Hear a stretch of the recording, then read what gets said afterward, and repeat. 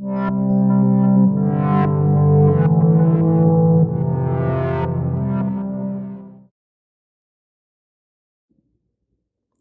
I'm Zuzi, Sochova, Agile Coach, Certified Scrum Trainer, and author of the Great Scrum Master and Agile Leader book.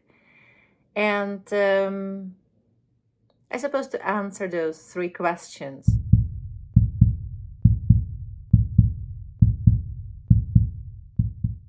That's a good question. I didn't want to be a Scrum Master at the beginning. I was sort of forced to it. My manager insisted. He said, you have to be a Scrum Master. And I was like, I don't want to be a Scrum Master. He was like, yeah, but you have to. You're the only one who ever seen Scrum from our company. I was like, yeah, but I don't like Scrum. And I thought I win. But he was like, yeah, I don't like it either. But you just start. I said, okay, 3 months. And he said, it's a deal. So I started the first day, all the mistakes you can ever imagine. Here, guys, we are going to use Scrum. Isn't that great? And they said, like, forget it. We're not going to do that. I was like, but we have to. So that was my beginning. Now, what encouraged me was like the impact. Because that process, as I call it at that time, that silly, stupid process called Scrum, was actually working. It allowed us to achieve things which we were never able to achieve without it. Very interesting. I would say even fascinating. And I was fascinating about Scrum from that time on, because it just worked. It creates high-performing teams.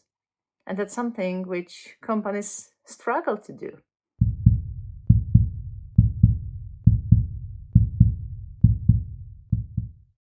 I think that belief. I didn't believe in it. I take it as a rule, set of rules. I take it as another process. I didn't want to do it, really. I didn't want to change. I just want to survive and do whatever they require me and continue doing the things the same way as we always did. And the most difficult was really to gain that belief, that trust, that this is the way, how it should work, and it's gonna work. It is better. And I think that's the most difficult for people at the beginning, like everybody, because without experiencing it, you can't really have that internal belief. You're doubting it. You're saying, oh, I don't know either. The retrospective every sprint, it feels too much. I'm with you guys. I agree. And then you feel like, oh, really? Retrospective every sprint. The Scrum says it needs to be there. So we have to do it. But that's not enough. Do it because you have to. No energy, no meaning. So it took me a long time to really understand the nature of that change and realize like what is that Scrum and role of a Scrum Master really about. And then little later on, the second biggest challenge was to be patient, to be able to step back and give people space and pretty much tell them, yeah, you're here to solve it and I trust you. And then keep that trust. Because it's so easy to jump in and make a decision, jump in and tell them.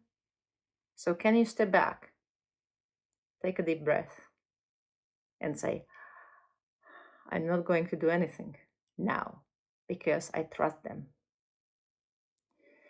And how I deal with this, I think I just practice. I remember for a year, I got the 2 post-it notes in front of my view in my laptop.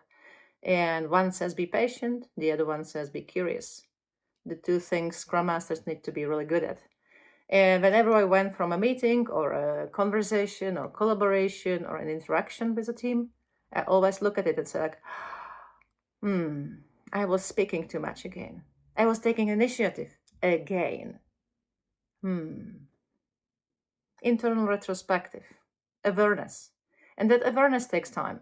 So once you take awareness, it becomes part of your brain, and then you catch yourself right before you're about to say something. And you say like, do I really have to say that?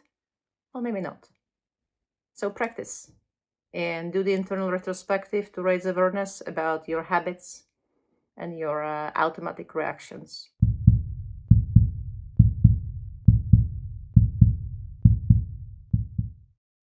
Well, that's a difficult question for me.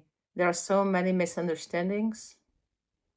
I think the one which resonates with most of the people new to Scrum is that Scrum is another way how to run projects. It's another way how to deliver functionality. It's another way how to make happen and create product for some requirements.